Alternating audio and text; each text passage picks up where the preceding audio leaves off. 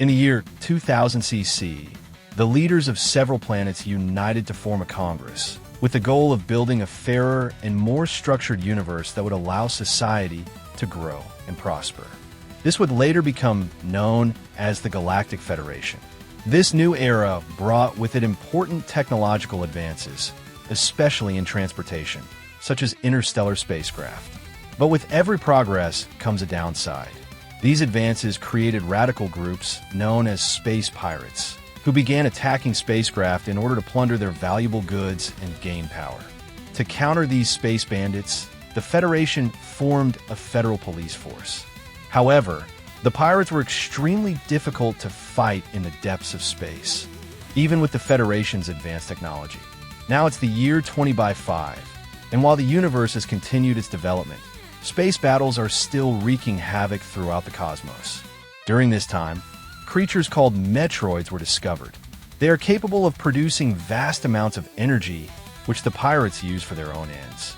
That's why Samus Aran, a bounty hunter, is sent to the planet Zebes to destroy the plans of Mother Brain, the leader commanding the enemy forces. And this is just a small introduction to the gigantic universe that is Metroid, because just explaining the whole story would take more than one video.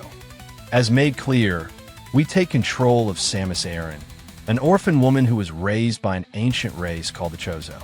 They created the cybernetic suit that Samus uses throughout the entire saga, in addition to creating the first microwave capable of not burning popcorn. Let's hope it reaches this galaxy soon. This suit allows her to fire different types of beams to defend herself from the creatures and enemies that inhabit the planet Zebes. The game we're presented with is a platformer, but not in the traditional way like Mario Bros., which is composed of levels that make up a world and must be completed in a linear fashion. This time, the entire journey takes place on the same planet, and there are no screens indicating the end of stage. In fact, the whole planet is the level, and you can explore it almost at will. This brings with it the fact that you'll get lost very easily. And yes, I already complained about this in Zelda and the importance of a useful map, but here they took the trouble to include nothing of the sort, not even in the manual. This will cause you to be lost most of the time, and the situation is made even worse by the fact that all the corridors have a similar aesthetic. Far too similar, I'd say. And it can happen that you're going around in circles for several minutes through the same hallways, simply because you don't know which direction to go. Of course, this wouldn't be so bad if we had a map. This is easily solved. You look for one in an old magazine or search for one online to make your life easier. Bless the internet guides. As I said before, the game is a bit hostile to the inexperienced player, but it also has its virtues.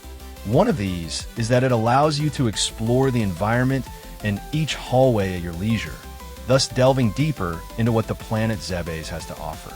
It's composed of areas, each with different themes and enemies. Brinstar, the upper crust of the planet, which gives the impression of being made up of ancient ruins of a civilization. Norfair, a zone made up of bubbles and lava, and Turian, the ship where Mother Brain rests. Each is guarded by characteristic hostile fauna, which often changes its appearance and resistance, but not its attack patterns. We appreciate the gesture of giving variety to the enemies to give identity to the different regions of Zebes. Not all areas will be accessible, because you'll need to upgrade your suit, which allows you to move forward. But these upgrades are hidden, so you'll have to search very well to continue your journey. This is the game's core principle. Searching for items to continue your journey, in addition to being useful for fighting enemies. We have a Morph Ball, called Round Ball in the text, which allows the armor to transform into a sphere so you can pass through narrow places. To transform, simply press down on the directional pad. How Samus manages to roll up and fit into a ball is beyond all scientific explanation. We have missile packs, which are the secondary weapon in the game. Quite powerful, but with limited shots. To switch between your regular beam and these missiles, you have to press select.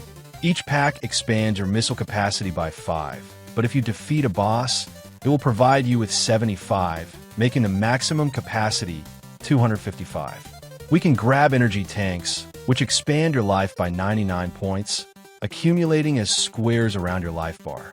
These are essential for progressing in the game, because as we advance, the game becomes more difficult.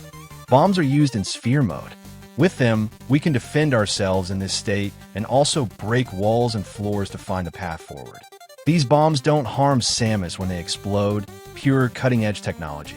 On the contrary, they allow you to jump in this mode and find another route. I don't know, but whenever we go through these tunnels, it reminds me of a hamster cage maze.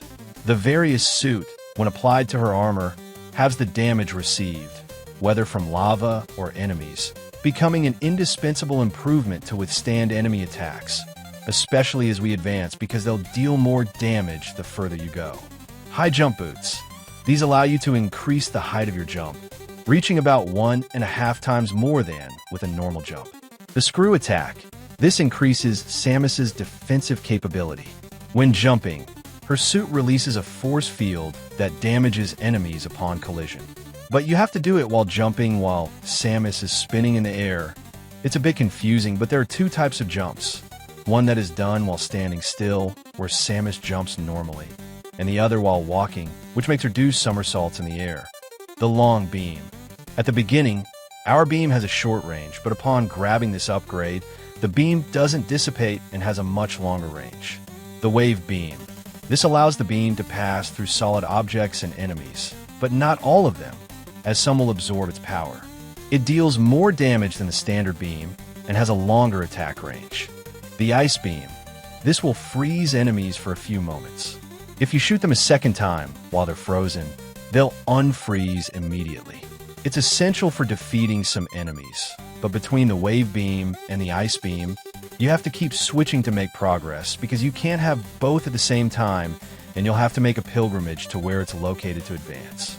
The game highlights exploration very well. In fact, by searching thoroughly, we can continue our adventure, which makes the game devolve into bombing every single tile you walk on, which becomes very frustrating when you don't find them. But when you manage to advance, it's satisfying.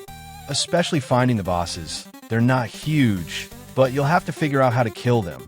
The problem with them is that there are only 3 in the entire game, which is disappointing. I would have liked at least a few more, but I also understand that it's a game from the late 80s, and it's the first exponent of an exploration game with such complexity.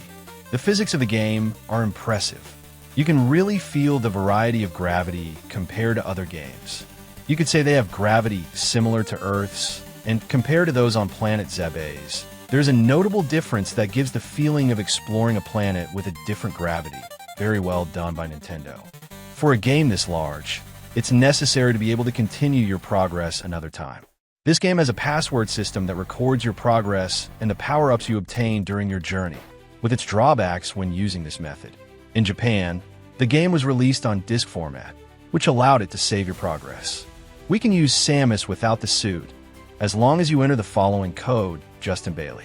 It doesn't change the gameplay at all, but it adds variety and looks flashy. Plus, we can see in greater detail one of the most beloved protagonists in video games. Hey, eyes on the beam, not on her suit, you pervert. One point I didn't like is the music. I know a lot of people like it, but I don't. I feel it's just high-pitched and robotic tones that made me want to turn off the console. Yes, I know that's the point, to make you feel trapped, but I don't like it. However, I also have to admit that it exemplifies the theme very well, heavily tuning the game, and the feeling of claustrophobia is widely exploited, which is a great success by composer Hirokazu Tanaka, who in this photo looks like he's in a prison cell. The game was brought to us by the hands of Gunpei Yokoi, and the idea was conceived by Makoto Kano, who was inspired by the movie Alien. It became a much better representation in video games than the actual game based on the movie, combined with the exploration spirit of Zelda, which gave rise to this game, and yielded very good results for the industry, creating a new saga. The game is originally available for the NES, but it can be played on other platforms, such as by connecting your Game Boy Advance with a Metroid Fusion cartridge to the GameCube with Metroid Prime, which unlocks a complete version. As a bonus in the game Metroid Zero Mission, this same GBA game is a remaster of the original, with aesthetic changes and a map. It was also released as part of the NES Classic series for GBA, and it can also be found on Nintendo's Virtual Console. Personally, I feel the game hasn't aged well. The fact that you have to resort to elements outside what is given to you when you buy the game in order to progress is not to my liking. In fact, it feels more like a way to squeeze out extra money, like DLC. But I have to admit that putting that limitation aside, it can be enjoyed, and with subsequent entries, this problem was fixed. Metroid is a game that left a legacy and made an impact on everyone. The fact that it was revealed that you were using a female protagonist left more than one person speechless. It was strong enough to create a saga that has fascinated an entire generation, being a great exponent for the sci-fi genre, and especially in video games. I hope you liked the video. If so, give it a like. If you know someone who might like it, share on your social media, and don't forget to subscribe if you like the channel. If you have any questions, suggestions, or just want to comment, feel free to do so in the comments box. Also, if you're a big fan of this channel, turn on the notification bell to be among the first to see the videos. Thank you very much for watching this video. See you later.